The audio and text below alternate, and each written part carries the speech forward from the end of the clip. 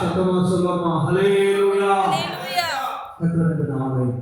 தந்தபடியினால் தேவாலய தேவனுக்கு நான் நன்றி செலுத்துகிறேன். விசேஷமாக இந்த உயிர்ப்பின் சத்தியங்களில் இந்த 32வது வாரத்தையும் கர்த்தர் நமக்காக கர்த்தர் ஏற்படுத்தி கொடுத்திருக்கிறார். ஹல்லேலூயா. இந்த உயிர்ப்பின் சத்தியங்கள் மூலமாக கர்த்தர் அநேக வார்த்தைகள், வசனங்கள், வாரம் வாரம் அநேக உயிரடைய வார்த்தைகள், உயிர்ப்பின் சத்தியங்களின் மூலமாக நம்மோடு கர்த்தர் பேசி கொண்டிருக்கிறார். ஹல்லேலூயா. விசேஷமாக இந்த வருஷம் தொடங்கினதிலிருந்து விசுவாசத்தை குறித்து ஆண்டவர் கிட்டத்தட்ட இது 7வது மாதம். இந்த 7 மாதங்களும் இந்த பைபிள் ஸ்டடியில் விசுவாசத்தை குறித்தே ஆண்டவர் நம்மோடு பேசியிருக்கிறார். ஹல்லேலூயா. இப்போ யோசிச்சு பார்த்துங்க, விசுவாசம் என்பது ஒரு சாதாரணமான காரியம் அல்ல. ஏன்னா இந்த 7 மாதங்கள் ஒரே காரியம்தான், விசுவாசத்தை குறித்தே ஆண்டவர் பேசிக்கொண்டே வருகிறார். அதே போல இந்த விசுவாசமும் இந்த தைரியமும் என்ற தலைப்பிலே ஆண்டவர் இது நமக்கு 9வது வாரம். இந்த 9வது வாரத்தில் இந்த விசுவாசமும் தைரியமும் என்ற காரியத்தில் ஆண்டவர் நம்மோடு ஈடுபட்டு கொண்டிருக்கிறார். இன்றைக்கும் நம்மோடு பேசுவார். ஆண்டவர் சித்தமானால் அடுத்த வாரத்தில் இந்த விசுவாசமும் தைரியமும் என்ற தலைப்பு முடியும் என்று சொல்லி நான் நம்புகிறேன். ஹல்லேலூயா. ஹல்லேலூயா. எடுத்தவர்கள் வாசிகள் அப்போஸ்தலனாகிய பவுல் கொலோசியருக்கு எழுதின நிருபம் 1ஆம் அதிகாரம் அதனுடைய 9 மற்றும் 10 வசனத்தை வாசிக்க கேட்போம். அப்போஸ்தலனாகிய பவுல் கொலோசியருக்கு எழுதின நிருபம் அதனுடைய 1ஆம் அதிகாரம் 9 மற்றும் 10 வசனத்தை ஒருவர் வாசிக்க கேட்போம். இது நிமித்தம் நாங்கள் அதை கேட்ட நாள் முதல் உங்களுக்காக இடைவிடாமல் ஜெபம் பண்ணுகிறோம். நீங்கள் எல்லாவித ஞானத்தோடும் ஆவிக்குரிய விவேகத்தோடும் அவருடைய சித்தத்தை அறிகிற அறிவினாலே நிரப்பப்படுவோம். சகலவித நற்கிரைகளும் ஆகிய கனிகளை தந்து தேவனை அறிகிற அறிவில் விருத்தி அடைந்து கர்த்தருக்கு பிரியமுண்டாக அவருக்கு பாத்திரராய் நடந்து கொள்ளவும். ஹல்லேலூயா. ஹல்லேலூயா. இந்த விசுவாசமும் தைரியமும் என்ற காரியத்தில் ஆண்டவர் அநேக காரியங்களை நமக்கு கற்றுக் கொடுத்திருக்கிறார். இந்த விசுவாசம் நமக்கு எவ்வளவு அவசியமாய் காணப்படுகிறது. ஒரு மனுஷனுக்கு விசுவாசம் மாத்திரமல்லாமல் விசுவாசத்தோடு கூடிய ஒரு சில இணைந்த காரியங்கள் நமக்கு அவசியமாய் தேவைப்படுகிறது என்று சொல்லி ஆண்டவர் கடந்த நாளில் நம்மோடு பேசினார். இந்த விசுவாசத்தோடு இணைந்தவைகள் முதலாவது விசுவாசமும் நல்மன சாட்சியம் என்று ஆண்டவர் ஏப்ரல் மாதத்தில் நம்மோடு பேசினார். அதுக்கப்புறம் அதே ஏப்ரல் மாதம் கடைசியில விசுவாசமும் ஜெபமும் என்ற தலைப்பில் ஆண்டவர் நம்மோடு பேசினார். மூன்றாவதாக விசுவாசமும் தைரியமும் என்ற தலைப்பில் மே மாதம், ஜூன் மாதம், இப்பொழுது இந்த ஜூலை மாதத்தில் இந்த 3 மாதங்களாக இந்த விசுவாசமும் தைரியத்தை குறித்தும் ஆண்டவர் நம்மோடு இடைப்பட்டு கொண்டிருக்கிறார். ஹல்லேலூயா. ஒரு மனுஷனுக்கு விசுவாசம் மாத்திரம் இருந்தால் போதாது, அந்த விசுவாசத்தோடு கூடிய அவனுக்கு தைரியம் உண்டாக வேண்டும். அந்த மனுஷனுக்கு விசுவாசம் எதை கொண்டு வரும் என்று சொன்னால் அவனுக்கு ஒரு தைரியத்தை கொண்டு வரும். அந்த தைரியம் கிறிஸ்துவுக்குள்ளாக வாழ்கிற உங்களுக்கும் எனக்கும் அவசியமாய் தேவைப்படுகிறது என்பதை ஆண்டவர் இந்த 3 மாதங்களாக நம்மோடு இடைப்பட்டு கொண்டிருக்கிறார். ஹல்லேலூயா. அதான் சொல்றார் ஆண்டவர், இதன் நிமித்தம் நாங்கள் அதை கேட்ட நாள் முதல் உங்களுக்காக இடைவிடாமல் ஜெபம் பண்ணுகிறோம். நீங்கள் எப்படி இருக்கணுமா? எல்லா ஞானத்தோடும் ஆவிக்குரிய விவேகம். அது என்ன ஆவிக்குரிய விவேகம்? விவேகம் என்பது எல்லாவற்றையும் நிதானித்து ஆராய்ந்து செய்கிற காரியங்கள் தான் விவேகம் என்ற காரியங்கள். வேகம் மாத்திரம் போதாது, விவேகமும் தேவை. அதாவது வேகம் அப்படின்னு சொன்னால் சீக்கிரமாய் செய்கிற காரியம். ஒரு சிலர் வேகமாய் செய்வாங்க. ஆனால் இங்க நமக்கு வசனம் சொல்லுகிறது, வேகத்தோடு நீங்கள் வேகமாய் இருக்கிறதை விட ஆவிக்குரிய விவேகத்தோடும் அவருடைய சித்தத்தை அறிகிற அறிவினாலே நிரப்பப்படணும். நமக்கு ஆவிக்குரிய நிதானம் தேவை அப்படின்னு சொல்லி ஆண்டவர் சொல்றார். நமக்கு ஞானம் தேவை. இந்த விசுவாச பாதையில நடக்கிறதுக்கு உங்களுக்கு ஞானம் அவசியமாக தேவைப்படுகிறது. அது யாருக்கிட்ட இருக்கிறது என்று சொன்னால், அளவில்லாமல் தருகிற நம்முடைய ஆண்டவர்கிட்ட அந்த ஞானம் கொட்டி கிடக்குது. ஹல்லேலூயா, ஹல்லேலூயா. இந்த உலகத்திலிருந்து நீங்க தெரிஞ்சு கொள்ளுகிற காரியம் எல்லாமே அறிவு சார்ந்த காரியங்கள். நீங்க நியூஸ்ல படிக்கிறதோ, இல்ல நியூஸ் பேப்பர் மூலமா தெரிஞ்சு கொள்ளுகிறதோ, இல்ல டிவி, ரேடியோ, செல்போன், மற்ற காரியங்களிலிருந்து நீங்கள் பார்த்து தெரிந்து கொள்ளுகிற காரியங்கள் எல்லாமே அறிவு சார்ந்த காரியங்கள். ஆனால் இந்த ஞானம் என்ற காரியம் நீங்க எந்த புக்ஸ் படிச்சாலும் வராது, எந்த டெலிவிஷனை பார்த்தாலும் வராது, எந்த ரேடியோ பார்த்தாலும் வராது, எந்த செல்போன்ல இருந்தும் உங்களுக்கு இந்த ஞானம் வராது. ஏன் என்று சொன்னால், இந்த ஞானம் என்ற காரியம் கர்த்தரிடத்திலிருந்து மட்டுமே நமக்கு வரும். ஹல்லேலூயா. அறிவுக்கும் ஞானத்துக்கும் உள்ள வித்தியாசம் இதுதான். அறிவு என்பது நீங்கள் உலகத்திலிருந்து தெரிந்து கொள்ளுகிற காரியங்கள், நீங்கள் படித்து தெரிந்து கொள்ளுகிற காரியங்கள், கேட்டு தெரிந்து கொள்ளுகிற காரியங்கள், ஒருவர் அவர்கள்கிட்ட இருக்கிற அனுபவத்தை சொல்லி நாம் பெற்றுக்கொள்ளுகிற காரியங்கள் அறிவின் காரியம். ஆனால் ஞானம் என்பது கர்த்தரிடத்திலிருந்து நமக்கு போதிக்கப்படுகிறதே ஞானம் என்பது முழு அர்த்தமாக காணப்படுகிறது. ஹல்லேலூயா. அதை தான் இங்கே சொல்லுகிறார். உங்களுக்கு இப்பேற்பட்ட காரியங்கள் வேண்டும் என்று சொன்னால் நீங்கள் இடைவிடாமல் என்ன பண்ணணுமா? ஜெபிக்க வேண்டும். என்ன வேணும்? ஜெபிக்க வேணும். அப்படி ஜெபிக்கும் பொழுது நீங்கள் எல்லா ஞானத்தோட, முதலாவது ஆண்டவர் என்ன சொல்றாரு? நீ ஜெபிக்கும் போது ஆண்டவர் என்ன தருவாரா? உனக்கு ஞானத்தை தருவார். இரண்டாவது ஆவிக்குரிய விவேகத்தை தருவார். இன்னைக்கு நிறைய பேருக்கு ஞானம் இல்லாத காரணம் என்ன தெரியுமா? தேவ சமூகத்துல என்ன பண்றது இல்லை? ஜெபிக்கிறது இல்லை. ஆண்டவர் சமூகத்துல நாம ஜெபிக்காததுனாலதான் இன்னைக்கு நிறைய பேர் ஞானத்துல குறைவுள்ளவர்களா இருக்கிறோம். அதான் வசனம் சொல்ல, ஒருவன் ஞானத்தில் குறைவுள்ளவனாய் இருந்தால் யாவருக்கும் சம்பூர்ணமாய் கொடுக்கிறவரும் ஒருவரையும் கடிந்து கொள்ளாதவருமாகிய தேவனிடத்தில் கேட்க கடவன், அப்பொழுது அவனுக்கு அது கொடுக்கப்படும் என்று சொல்லி வசனம் சொல்லுகிறது. ஹல்லேலூயா. அப்போ ஞானம் என்பதை ஆண்டவர் சமூகத்துல கேட்கணும். அப்போ நீங்க தேவனிடத்துல உங்களுக்காக ஒரு பர்சனல் டைமை வச்சிருப்பீங்க இல்லையா? அந்த நேரத்துல ஆண்டவர்கிட்ட அந்த ஞானத்தை கேட்கணும். இப்ப பாருங்க, நாம விசுவாசத்தை குறித்து தான் பார்க்கிறோம். இந்த விசுவாசம் எங்க கொண்டு போகுது? ஜபத்திற்கு கொண்டு போகுது. அந்த ஜபம் எங்க கொண்டு போகிறது? ஞானத்தை கொண்டு போகிறது. அந்த ஞானம் எங்க கொண்டு போகிறது? அடுத்து விவேகமான காரியங்களை கொண்டு போகிறது. அப்போ இந்த விசுவாசம் என்ற ஒரு காரியம் வெறும் விசுவாசத்தை மாத்திரம் சார்ந்து இல்ல, உங்கள் மொத்த ஆவிக்குரிய வாழ்க்கையும் என்ன பண்ணிருக்கிறது? தாங்கி பிடித்து இருக்கிறதாய் காணப்படுகிறது. ஹல்லேலூயா, ஹல்லேலூயா. அதை தான் நாங்கள் சொன்னோம். விசுவாசம் என்பது ஒரு கிறிஸ்துவ பிள்ளைக்கு ஒரு ஃபவுண்டேஷன், அப்படின்னா ஒரு அடித்தளம். ஒரு விசுவாசிக்கு விசுவாசம் என்ற ஒரு காரியம் மிகவும் அவசியமாய் காணப்படுகிறது. இன்னைக்கு நிறைய கிறிஸ்துவர்கள் நாங்க இயேசுவை பின்பற்றினோம், இயேசுக்காக வாழ்ந்தோம், ஆனால் இன்னைக்கு எங்களுடைய ஜீவியங்கள் எங்கேயோ தாறுமாறாக கடந்து போயிட்டேன் என்று சொல்றாங்க. பாத்தீங்களா? அப்பேற்பட்டவங்க எல்லாம் எங்க விழுந்தாங்க என்று சொன்னால், முதலாவது இந்த விசுவாசத்தில் விழுந்தவர்கள் தான். ஹல்லேலூயா.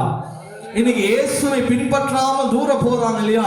இயேசுவை ஏற்றுக்கொண்டு இயேசுவை நம்பி ஒரு காலத்தில் ஆண்டவருக்காக உண்மையாய் ஜீவித்துட்டு இன்னைக்கு இயேசு என்றால் அவங்களுக்கு ஒரு அருவருப்பான காரியமோ, இயேசு என்றால் ஒரு வேண்டாத காரியமோ, இயேசு என்றால் அவருக்கு பிரயோஜனம் இல்லையோ என்று சொல்லி நினைத்திருக்கிறாங்க இல்லையா? அவங்க எல்லாம் எங்க விழுந்திருக்கிறாங்க என்று சொன்னால், முதலாவது விசுவாசத்தில் விழுந்திருக்கிறாங்க. ஹல்லேலூயா, ஹல்லேலூயா. அதனாலதான் ஆண்டவர் இன்னைக்கு இந்த வருஷம் முழுவதுமாய் நாம் விசுவாசத்துல எப்படி நடந்து கொள்ளணும், விசுவாசினா எப்படி விசுவாசத்துல வளரணும், நம்ம எப்படி விசுவாசத்துல நிலைத்திருக்கணும்னு சொல்லி ஆண்டவர் இந்த ஆண்டு நமக்கு விசுவாசத்தின் ஆண்டா இருந்து இந்நாள் வரைக்கும் விசுவாசத்தை குறித்து நம்மோடு பேசிக் கொண்டிருக்கிறார். ஹல்லேலூயா. அப்போ நீங்க எதுல நிலைத்திருக்கிறீங்களோ இல்லையோ, எதுல நிலைத்திருக்கணும்? விசுவாசத்துல. ஏன் நான் விசுவாசத்துல நிலைத்திருக்கணும்? அடுத்த கேள்வி நமக்கு வரும். அதான் நான் உங்களுக்கு சொன்னேன். விசுவாசம் ஒரு ஆரம்ப புள்ளி. அந்த ஆரம்ப புள்ளி, அந்த விசுவாசம் தான் உங்களை என்ன பண்ணும்? ஜெபிக்க தூண்டும். அந்த விசுவாசம் என்ன சொல்லும் தெரியுமா? இருதயத்துல இயேசுக்காக நீ ஜெபித்தியே, இந்த காரியத்துக்காக ஜெபித்தியே, நீ இந்த காரியத்துக்காக நீ ஜெபிச்சியே, அந்த காரியத்தை இயேசு உனக்கு செய்தாரே, அந்த காரியத்துக்காக ஆண்டவருக்கு நீ நன்றி செலுத்தினியா, நீ தேவ சமூகத்துல உட்கார்ந்து ஆண்டவருக்கு நன்றி சொன்னியான்னு சொல்லி அந்த விசுவாசம் என்ன பண்ணும்? இருதயத்தோடு பேசும். அந்த விசுவாசம் அடுத்து உங்களை என்ன பண்ணும்? ஜெபிக்க தூண்டும். அந்த ஜெபம் உங்களுக்கு ஞானத்தை போதிக்கும். அந்த ஞானம் உங்களை என்ன பண்ணும்? விவேகத்தோடு நடக்க செய்யும். ஹல்லேலூயா, ஹல்லேலூயா. விசுவாசமானது இவ்வளோ பெரிய காரியங்களை நம்முடைய வாழ்க்கையில மறைமுகமாய் அநேக காரியங்களை செய்து கொண்டிருக்கிறது. ஏன் கிறிஸ்துவ வாழ்க்கையில விசுவாசத்துல நிலைத்திருங்கன்னு சொல்லி எல்லா ஊழியக்காரங்களும் அநேக ஊழியக்காரங்களும் சொல்லுகிறாங்க. சபையில விசுவாசிகளே விசுவாசிகளே விசுவாசமாய் இருங்க, நம்பிக்கையா இருங்க, நம்பிக்கையில சோர்ந்து போகாதீங்க, இயேசுவை உண்மையாய் தேடுங்க, பிரச்சனை மாறும் அப்படின்னு சொல்லி உங்களுக்கு விசுவாச அறிக்கைகளையே சொல்றாங்கன்னு சொன்னா, அந்த விசுவாச அறிக்கையானது என்ன பண்ணும் சொன்னா, இந்த விசுவாச அறிக்கை உங்களுக்குள்ள நடந்து கொண்டே இருக்கும் பொழுது உங்களுக்குள்ள அந்த விசுவாசம் கிரியை செய்ய தொடங்கும். அல்லேலூயா, அல்லேலூயா. விசுவாசம் நமக்குள்ள கிரியை செய்ய தொடங்க விடணும். என்ன பண்ண விடணும்? கிரியை செய்ய விடணும். நாம ஒண்ணுமே பண்ணல, ஆலயத்துக்கு மட்டும் வரும்போது மட்டும் ஜெபிக்கிறோம், ஆண்டவரை துதிக்கிறோம், அப்ப மட்டும் தான் சோத்திரம் அல்லேலூயா உங்க வாயில வருது அப்படின்னு சொன்னா, இந்த விசுவாசமான காரியம் உங்களுக்குள்ள என்ன பண்ணல? கிரியை செய்யல என்பதை நீங்கள் நன்றாக புரிந்து கொள்ள வேண்டும். நீங்க வேலை ஸ்தலத்திலேயோ இல்ல நீங்க எங்கேயாவது வெளியில வேலை விஷயமா போகும்போதோ இல்ல நடந்து போகும்போதோ ஏதாவது ஒரு காரியத்தை செய்யும் போதோ உங்க வாயில சோத்திரமோ அல்லேலூயாவோ ஆமேனோ இயேசுவை குறித்தோ எந்த காரியங்களும் உங்க வாயிலிருந்து வரல அப்படின்னு சொன்னா உங்களுக்குள்ள விசுவாசம் இன்னும் நீங்க என்ன பண்ணல? வளரல அப்படின்னு சொல்லி அர்த்தம். ஹல்லேலூயா, ஹல்லேலூயா. இன்னைக்கு காலையில நான் ஒரு சின்ன வேலை செஞ்சுட்டு இருக்கும் பொழுது ஒரு மனுஷன் அங்க வேலை செஞ்சுட்டு இருக்கிறாரு. அவர் என்ன வேலை செஞ்சுட்டு இருக்கிறாரு எனக்கு தெரியல. ஆனா அவங்க சபைக்கெல்லாம் போடுறது கிடையாது, நல்லா தெரியும். அவங்க சபைக்கு போறது இல்லை, ஆனால் கிறிஸ்தவர்கள் தான். ஆனால் அவர் வேலை செஞ்சுட்டு இருக்கும் போது அவர் ஒரே ஒரு வார்த்தை சொன்னாரு, ஏசப்பா அப்படின்னு சொன்னதை என் காதல் நான் கேட்டேன். ஹல்லேலூயா. என் மனதுக்குள்ள நான் சொல்லினேன், ஆண்டவரே இவங்க சபைக்கு போல, ஆனாலும் அவங்களுக்குள்ள என்ன இருக்கிறது? ஒரு விசுவாசம். அப்ப அந்த விசுவாசம் அவங்களுக்குள்ள கிரியை செய்யணும். நான் ஜெபித்தது, ஆண்டவரே அவங்களுக்குள்ள யார் இருக்கிறாங்க? நீங்க இருக்கிறீங்க. அவங்கள கண்டிப்பா நீங்க என்ன பண்ணணும்? அவங்கள சபைக்கு கொண்டு போகணும். அவங்கள நீங்க என்ன பண்ணுங்க? சபைகளில் அவங்களே நடத்துங்க அப்படின்னு சொல்லி நான் காலையில அந்த சகோதரனுக்காக நான் என்ன பண்ணேன்? ஜெபித்தேன். ஹல்லேலூயா, ஹல்லேலூயா. ஒரு சபைக்கு போகாத மனுஷன், நல்லா கவனிங்க, சபைக்கு போகாத மனுஷன் வாயில என்ன வருது? இயேசுவேன்னு வருது. அப்போ சபைக்கு போகிற நாம, பைபிள் ஸ்டடியில கலந்து கொள்ளுகிற நாம, ஃபாஸ்டிங் பிரேயர்ல கலந்து கொள்ளுகிற நாம, சுத்திகரிப்பு கூட்டங்கள்ல கலந்து கொள்ளுகிற நாம, விடாம வாரந்தோறும் கலந்து கொள்ளுகிற ஞாயிறு ஆராதனையில கலந்து கொள்ளுகிற நாம வேலைகளை செய்யும் பொழுதோ இல்ல நடந்து போகும் போதோ நீங்க தனிமையா இருக்கும் பொழுதோ யாரை தேடுகிறவர்களா இருக்கணும்? கர்த்தரை துதிக்கிறவர்களாய் தேடுகிறவர்களாய் நீங்க நிச்சயமாய் விசுவாசிக்கிறவர்களாய் இருந்தீங்கன்னா இப்பேற்பட்ட காரியங்கள் உங்களுக்குள்ள நடக்கும். நான் சும்மா சொல்லல, என் வாழ்க்கையில நடந்த காரியத்தை தான் நான் சொல்லி கொண்டிருக்கிறேன். ஹல்லேலூயா. நீங்க விசுவாசத்துல வளர்றீங்க அப்படின்னு சொன்னா உங்க வாயில துதியின் சத்தம் வராம இருக்காது. பாட்டு சத்தம் வராம இருக்காது. அவரை துதிக்காம உங்க வாய் சும்மா இருக்காது. சும்மானாலும் ஏதோ ஒரே பாட்டை கூட என்ன பண்ணினே இருப்பீங்க, ஒரு நாள் ஃபுல்லா பாடிட்டே இருப்பீங்க. ஒரே வரினாலும், என்னது ஒரே வரி தான் உங்களுக்கு தெரியுமா, அந்த ஒரு வரியே என்ன பண்ணுங்க, தொடர்ந்து பாடுங்க, துதிங்க, ஆராதிங்க, தேவனை மகிமைப்படுத்துங்க. ஆண்டவரை மகிமைப்படுத்துகிறதுக்கு கூச்சம் மட்டும் படாது இல்லையா? அதே மாதிரி ஆண்டவரை தேடுகிறதற்கு கஞ்சத்தனமே படாதீங்க. என்னது, கஞ்சத்தனமே பண்ணக்கூடாது. அப்படியே ஜெபம் பண்ணிட்டு இருப்போம். ஜெபம் பண்ணிட்டு எவ்வளோ நேரம் ஆச்சு, ஒரு 5 நிமிஷம் ஆயிடுச்சா, இன்னொரு 5 நிமிஷம் துதிப்போம். அப்படியே ஒரு 5 நிமிஷம் ஆச்சா, திரும்பியும் வாழ்க்கை பார்க்கறது. இப்போ ஏற்பட்ட ஆராதனை அல்ல, சரிங்களா? ஆண்டவரோடு நீங்க ஒரு 5 நிமிஷம் சொல்லிச்சாலும் 5 நிமிஷம் நீங்க ஜெபிச்சாலும் உங்கள் இருதயம் ஆண்டவரோடு கனெக்ட் பண்ணிருக்கணும். ஹல்லேலூயா. அதைதான் ஆண்டவர் விரும்புகிறார். எவ்வளவு நேரம் ஜெபம் பண்ணோம், எவ்வளவு நேரம் இது பண்ணோம், அதை பண்ணோம் சொல்லி நேரத்தை பார்த்துட்டு இருக்காதீங்க. ஆண்டவருக்காக நேரத்தை செலவிடுங்க. உங்களால முடிஞ்ச நேரத்தை ஆண்டவருக்காக நீங்க கொடுங்க. ஹல்லேலூயா, ஹல்லேலூயா. எங்க சொல்லுது, ஜெபிக்கிறோம் நீங்கள் எல்லா ஞானத்தோடும் ஆவிக்குரிய விவேகத்தோடும் அவருடைய சித்தத்தை அறிகிற அறிவினாலே நிரப்பப்படணும். அப்போ தேவ சித்தம், ஆண்டவர் எனக்காக என்ன திட்டம் வச்சிருக்கிறார், என்ன சித்தம் வச்சிருக்கிறார், அதை நான் எப்படி தெரிந்து கொள்ளணும், எப்படி நான் புரிந்து கொள்ளணும்? அப்ப நீங்க ஆண்டவரோடு ஐக்கியப்படணும், ஆண்டவரோடு உறவாடணும், ஆண்டவரோடு பேசணும், ஆண்டவரோடு துதிக்கணும். ஆண்டவரோடு நீங்க நேரம் செலவிடும் பொழுது கர்த்தர் உங்களை கொண்டு வைத்திருக்கிற திட்டம் என்ன என்பதை ஆண்டவருக்கு உங்களுக்கு வெளிப்படுத்துவார். ஹல்லேலூயா, ஹல்லேலூயா. இன்னைக்கு நான் உங்களுக்கு ஒரு பயங்கரமான சாட்சி ஒன்று சொல்லுகிறேன். ஏன்னா இன்னைக்கு நிறைய பேர் நினைச்சிட்டு இருக்கிற காரியங்கள், நான் படிக்கல, எனக்கு ஒன்றும் தெரியாது, நான் எனக்கு எப்படி ஆண்டவர் சித்தம்லாம் வச்சிருப்பாரா, இயேசு கிறிஸ்து எனக்கெல்லாம் ஒரு சித்தத்தை வச்சிருப்பாரா, எனக்கெல்லாம் ஒரு தேவ திட்டம் வச்சிருப்பாரா அப்படின்னு சொல்லி அநேகருக்குள்ள நமக்கு என்ன வரும், கேள்விக்குறிகள் வரும் இல்லையா? நான் ஒண்ணுமே படிக்கலையே, ஏபிசிடி தெரியாது, தெரியாது, காங்காச்சனா தெரியாது, எனக்கு எதுவுமே தெரியாது, தேவன் அப்புறம் எப்படி என் மேல ஒரு தேவ சித்தமோ தேவ திட்டமோ வச்சிருப்பாரா அப்படின்ற ஒரு கேள்விக்குறியோட உட்கார்ந்துட்டு இருக்கீங்கல்ல. ஆண்டவர் சொல்றாரு, யாரை கொண்டும் ஆண்டவர் என்ன வருவாரு, பயன்படுத்த வல்லவரா இருக்கிறார். ஹல்லேலூயா. அதற்குரிய ஒரு சாட்சி தான் சொல்றேன்.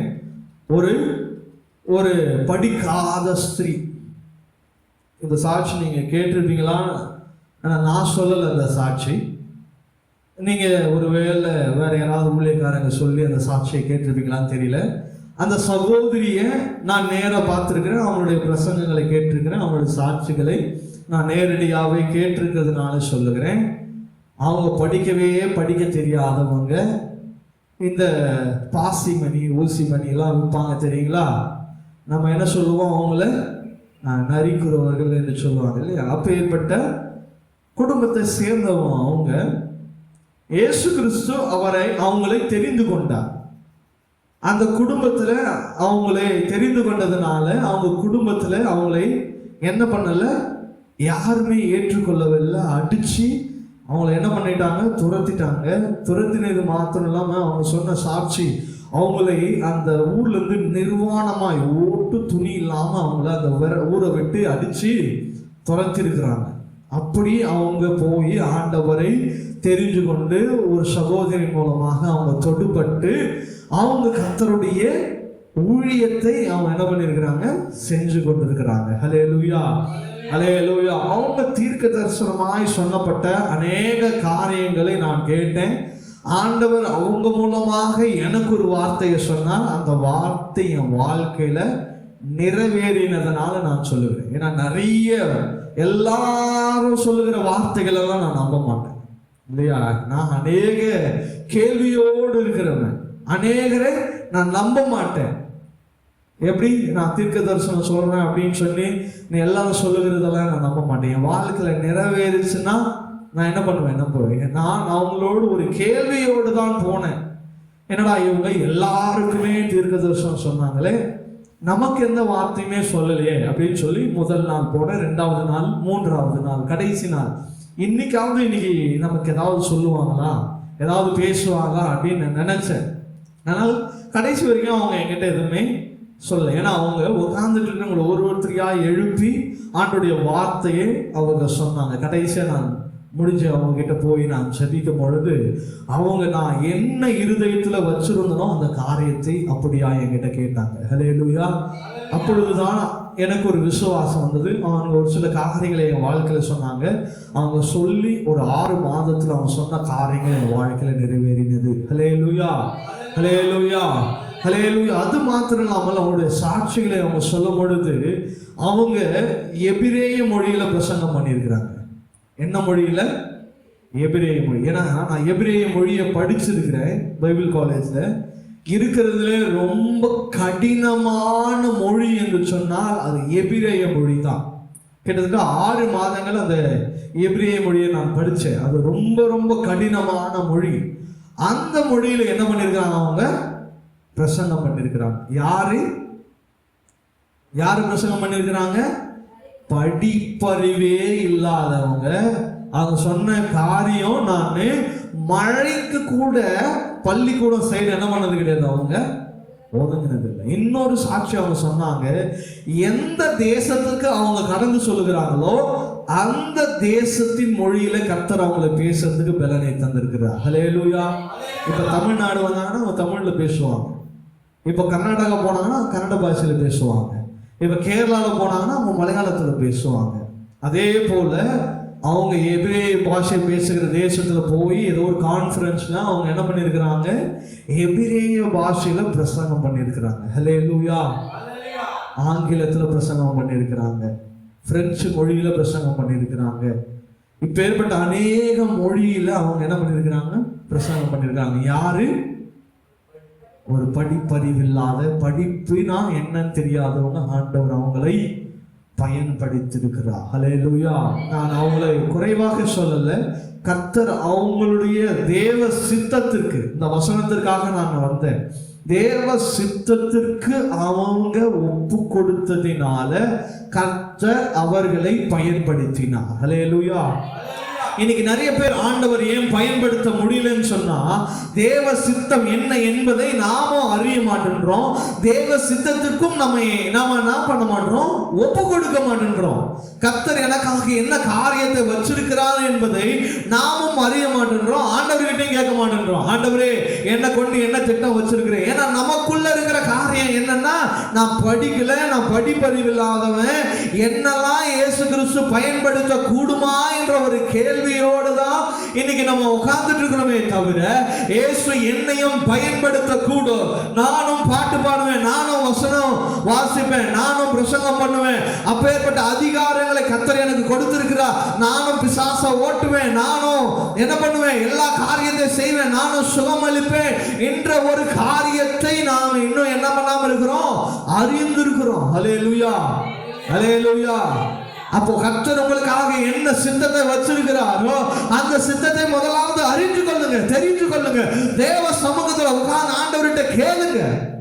உங்க சித்தம் என்ன என்பதை ஆண்டவர்கிட்ட கேட்கும் போது நிச்சயமாகவே ஆண்டவர் என்ன பண்ணுவார்? அதை வெளிப்படுத்துவார். எல்லாருக்கும் ஒரே தாளந்து கொடுத்துருவோம். எல்லாருக்கும் வேற வேற தாளந்து. ஒருத்தருக்கு நல்ல பாட்டு பாடலாம், நல்ல இசை கருவி வாசிக்கலாம், ஒரு சிலர் நல்ல வசனங்களை வாசிக்கலாம், நல்ல தீர்க்க தரிசனங்களை உரைக்க முடியும், ஒரு சிலர் நல்ல திரு பிரசங்கங்களை பண்ண முடியும், நல்ல மேடை பிரசங்கங்களை ஒரு சிலர் பண்ண முடியும். எல்லாராலையும் செய்கிற காரியங்களை எல்லாராலும் செய்ய முடியாது. ஆண்டவர் ஒவ்வொருவருக்கு ஒவ்வொரு தாளந்துகளை ஏற்படுத்தி வச்சிருக்கிறார் நிச்சயமாக. ஹல்லேலூயா, ஹல்லேலூயா. உங்களை நீங்க குறைவாக எடை போட்டுக்கொண்டு, உங்கள் விசுவாசத்தை குறைத்து கொண்டு, உங்கள் தைரியத்தை குறைத்து கொண்டு, தேவ சித்தத்தை விட்டு நீங்க என்ன பண்ணிடாதீங்க? வழி விலகி போயிடாதீங்க. ஹல்லேலூயா. ஆண்டவர்கிட்ட கேளுங்க, ஏசப்பா என்ன படைச்சிருக்கிறீங்க? நான் நம்புறேன், என்ன படைச்சிருக்கிறீங்கன்னா ஒரு சித்தத்தோடு தான் நான் என்ன பண்ணிருக்கீங்க, என்ன படைச்சிருக்கீங்க. அது என்ன சித்தம், என்ன திட்டம், அதை நான் தெரிந்து கொள்ள வேண்டும். ஹல்லேலூயா. இன்னும் இருக்கிற காலமாவது தேவ சித்தத்தை நாம் செய்வோம். தேவ திட்டத்தின்படி நாம் செய்வோம். ஹல்லேலூயா. அவருடைய சித்தத்தை அறிகிற அறிவினாலே நாம் நிரப்பப்படணும். அதுதான் நமக்கு காணப்பட வேண்டிய காரியங்கள். அதை விட்டுட்டு மற்ற காரியங்கள், அவன் என்ன சொல்லிட்டான், இதை என்ன திட்டான், அவன் என்ன அடிச்சுட்டான், அவன் என்ன இதை பண்ணிட்டான் அதை பண்ணிட்டான்னு சொல்லி எல்லா காரியத்தையும் உள்ள கொண்டு வந்து வச்சுக்கிட்டு தேவ சித்தத்தை இன்னைக்கு நிறைய நேரங்களில் மறந்து போகணும். எவனாவது பேசினானா திட்டினானா அடிச்சானா விட்டுருங்க. உங்க வேலை என்னது? தேவ சித்தத்தை அறிகிறது, தேவ திட்டத்தை அறிகிறது. கர்த்தர் என்ன கொண்டு என்ன செய்ய போறாரோ அதை நான் தேடிக்கொண்டே இருக்கணும், வாஞ்சையோடு பார்த்து கொண்டே இருக்கணும். இல்லையா? யோசேப்பு பாருங்க, ஜெயில தூக்கி போட்டாங்கன்னு சொல்லி கலங்கிட்டு இல்ல, அவன் என்ன பண்ணா? தேவ சமூகத்துல உட்கார்ந்து சிறைச்சாலையும் கூட பார்க்காம என்ன பண்ணா? அவன் தேவ சித்தத்தை என்ன என்பதை அறிந்து, ஆண்டவரே இங்க என்ன கொண்டு வந்திருக்கிறீங்கன்னா, இங்க என்ன கொண்டு வந்தாலும் எனக்கு ஒரு தேவ திட்டம் ஒன்று உண்டு, தேவ சித்தம் ஒன்று உண்டுன்னு சொல்லி யோசேப்பு சிறைச்சாலையிலும் உட்கார்ந்து என்ன பண்ணிட்டு இருந்தான்? ஆண்டவரை நோக்கி பார்த்து கொண்டிருந்தான். ஹல்லேலூயா. இன்னைக்கு ஒரு சின்ன பிரச்சனை வந்துட்டா போதும், ஐயோ என் வாழ்க்கையில இந்த பிரச்சனை வந்துருச்சு, எனக்கு மட்டும்தான் இந்த பிரச்சனை வரணுமா, ஊர்ல எல்லாம் நல்லா இருக்கிறானே, என் சொந்தக்காரெல்லாம் இன்னைக்கு என்ன கேள்வி கேட்பானே, உடனே என்ன பண்ணிருது? நமக்குள்ள கலக்கம் வந்தது, போராட்டம் வந்தது, பிரச்சனை வந்தது, கஷ்டம் வந்தது. அதன் மூலமாய் ஆண்டவர் உனக்கு ஒரு காரியத்தை செய்கிறதற்காக வச்சிருப்பார். ஆனா உடனே நம்ம புலம்பி அழுது அதை விட்டுட்டு வேற வழியில கடந்து செல்கிறது. ஹல்லேலூயா, ஹல்லேலூயா. கர்த்தர் ஒரு காரியத்தை வச்சிருக்கிறாரு. யோசேப்புக்கு சிறைச்சாலையில தான் தேவ மகிமை, இல்லையா? அந்த சிறைச்சாலையில தான் அவன் தலையை உயர்த்தினான். உனக்கு பிரச்சனையில தான் ஒரு பெரிய காரியத்தை ஆண்டவர் வச்சிருக்கிறாருன்னா, உனக்கு பிரச்சனை வரட்டும், அந்த பிரச்சனையில தான் உனக்கு ஒரு தேவ மகிமை. ஹல்லேலூயா. இன்னைக்கு ஆவிக்குரிய காரியங்களை நம்ம உணராம போய்கிறோம். அதான் வசனம் சொல்லுகிறது, ஆவிக்குரிய விவேகம் நமக்கு தேவை. இந்த ஆவிக்குரிய விவேகம் நமக்கு காணப்படாததுனாலதான் பிரச்சனையை கண்டு பயந்து கொண்டிருக்கிறோம், கதறி கொண்டிருக்கிறோம், அழுது கொண்டிருக்கிறோம், புலம்பி கொண்டிருக்கிறோம். தேவனே எதற்காக நான் உயிர் வாழ, நான் செத்துட்டா நல்லா இருக்கும்னு சொல்லி நிறைய நேரங்கள் தேவ சமூகத்துல உட்கார்ந்து கதறி கொண்டிருக்கிறோம். நீ சாகிறதுக்காக கர்த்தர் உன்னை உண்டாக்கல, நீ வெறுமனே செத்து மடிகிறதுக்காக தேவ திட்டம் உன் மேல வைக்கப்படல. தேவ திட்டம் என்ன என்பதை ஆராய்ந்து தேவ சமூகத்துல உட்கார்ந்து கேளுங்க. ஆண்டவரே என் தேவ திட்டம் என்ன, தேவ சமூகம் ஆண்டவரே எனக்காக வைத்திருக்கிற காரியம் என்ன? அந்த விசுவாசமும் தைரியமும் இங்க இருக்கிற ஒவ்வொருவரும் இந்த சத்தியத்தை கேட்கிறவர்களுக்குள்ளும் காணப்பட வேண்டும். ஹல்லேலூயா. எல்லாருக்குமே இருக்கணும், சின்னவங்கல இருந்து பெரியவங்க வரைக்கும் எல்லாருக்குமே, இங்க இருக்கிற எல்லாருக்குமே தேவ திட்டத்தை ஆண்டவர் வச்சிருக்கிறார், எனக்கு வச்சிருக்கிறார். நீங்க நம்புங்க, விசுவாசிங்க. அந்த தைரியத்தோடு தேவ சமூகத்துல அந்த திட்டத்தை தேவ சமூகத்துல கேளுங்க. என்ன கொண்டு என்னமா வச்சிருக்கீங்க? நான் பாட்டு பாடணுமா, வசனம் வாசிக்கணுமா, ஊழியம் செய்யணுமா, நான் பிரசங்கிக்கணுமா, நான் என்ன காரியங்களை செய்யணும், என்ன எங்க கொண்டு போக போறீங்களோ அங்க கொண்டு போங்க.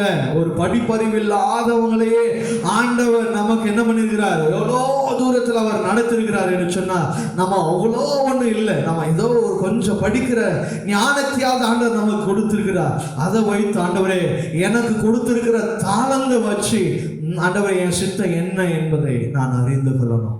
என் தாளந்தை உனக்கு கொடுத்திருக்கிறான்னு சொன்னா அதை நீங்க மேன்மேலுமாய் அதை உயர்த்தி கொள்ளணும். ஒரு சிலருக்கு கர்த்தர் என்ன தாளந்து கொடுத்திருக்கிறான்னு சொல்லி அறிஞ்சு அதை என்ன பண்ணிருப்பாங்க, நீங்க நிறைய பேர் புதைத்து போடுகிறாங்க. அதை புதைத்து போடுகிறதுக்கு ஆண்டவர் கொடுக்கல, அதை மேல்மேலுமாய் வளர்த்து கொள்ளணும். நீ பாடுகிறியா, நல்லா சத்தமா பாடுங்க, தேவ சமூகத்தில் பாடுங்க, பாடிக்கொண்டே இருங்க. ஆண்டவர் உங்கள் குரலை என்ன பண்ணுவார், நல்ல ஒரு இனிமையான குரலாய் பாடுவார். நீங்க வாசிக்கிறீங்களா, ஒரு சில இடங்களில் தவறா வாசிக்கிறீங்களா, அந்த வசனங்களை நல்லா மறுபடியும் வாசித்து அந்த வசனங்களை படிக்கிறதுல தேறினவளா இருங்க. ஒருவேளை பிரசங்கிக்க உங்களுக்கு ஆர்வம் உண்டவர்களா இருக்கிறீங்களா, நல்ல பிரசங்கம் பண்ணுங்க. எங்க அண்ணா இதுதான் சொல்லுவார், அவர் பிரசங்கம் பண்ணும் போது அவங்க வீட்டில் மாடு இருக்கும்போது அவர் மாடு மேய்க்க போகும்போது மாடுகளை என்ன பண்ணிடுவாராம், மேய விட்டுட்டு அவர் முன்னாடி ஒரு 1000 பேர் 2000 பேர் உட்கார்ந்துட்டு இருக்கிறாங்கன்னு சொல்லி அவர் மனசுல நினைச்சு கொண்டு என்ன பண்ணுவாராம், அந்த வயல்வெளியில கத்தி பிரசங்கம் பண்ணுவாராம். அந்த ஓரத்துல இருந்து யாராவது ஒருத்தர் கத்துவாங்களாம், யாராவது பைத்தியக்கார மாதிரி தனியா கத்திட்டு இருக்கிறது அப்படின்னு கேட்பாங்களாம். ஆனா அவருக்கு தெரியுமா, ஆண்டவர் என் பிரசங்கத்தை கேட்டு கொண்டிருக்கிறாருன்னு சொல்லி. ஹல்லேலூயா. இன்னைக்கு அப்படி பைத்தியக்காரனா பேசிட்டு இருந்தவங்க தான் இன்னைக்கு ஆண்டவர் ஊழியத்துல வரை பயன்படுத்தி கொண்டிருக்கிறார். ஹல்லேலூயா. அப்படி நீங்களும் உங்களுடைய காரியங்களை நீங்க வளர்த்து கொள்ளுங்க, பேசுங்க, ஆண்டவர்கிட்ட தேவ சித்தத்தை ஒப்புக்கொடுங்க. ஆண்டவர் எனக்காக என்ன திட்டத்தை வச்சிருக்கிறாரோ அதை விசுவாசமாய் நம்புங்க. எனக்கான காரியத்தை ஆண்டவர் வச்சிருக்கிறார், எனக்கான தாளங்களை எனக்காக வச்சிருக்கிறார். நான் சகலவித நற்கிரியைகளும் ஆகிய கனிகளை தந்து, நான் என்ன பண்ணோம், கனிகளை தந்து தேவனை அறிகிற அறிவில் விருத்தி அடைந்து கர்த்தருக்கு பிரியம் உண்டாக அவருக்கு நான் பாத்திரவனாய் நடந்துவேன். ஆண்டவர் நம்ம கிட்ட இருந்து அவர் எதிர்பார்க்கிற காரியம் இவை எல்லாம் நாம செய்யணும். ஆண்டவர் நம்மகிட்ட இருந்து எதிர்பார்க்கிற இந்த காரியங்களை நாம பெற்றுக்கொண்ட நாம இன்னைக்கு தேவ சமூகத்துல உட்கார்ந்து நற்கிரியைகளை செய்து அவருடைய சித்தத்தை அறிந்து தேவனை அறிகிற அறிவில நாம் இன்னும் அதிகமாய் விருத்தி அடைந்து கர்த்தருக்கு பிரியம் உண்டாக, மனுஷனுக்காக அல்ல ஊழியம் செய்கிறதோ, மனுஷனுக்கான காரியங்களை செய்கிறதோ அல்ல, கர்த்தருக்கு பிரியம் உண்டாக அவருக்கு பாத்திரவனாய் நடந்து கொள்ளணும். இன்னைக்கு நிறைய நேர்ல விழுந்து போவது காரணம் மனுஷனை பிரியப்படுத்தணும், அவங்கள பிரியப்படுத்தணும்னு சொல்லி வாழ்ந்து கொண்டிருக்கிறோம்.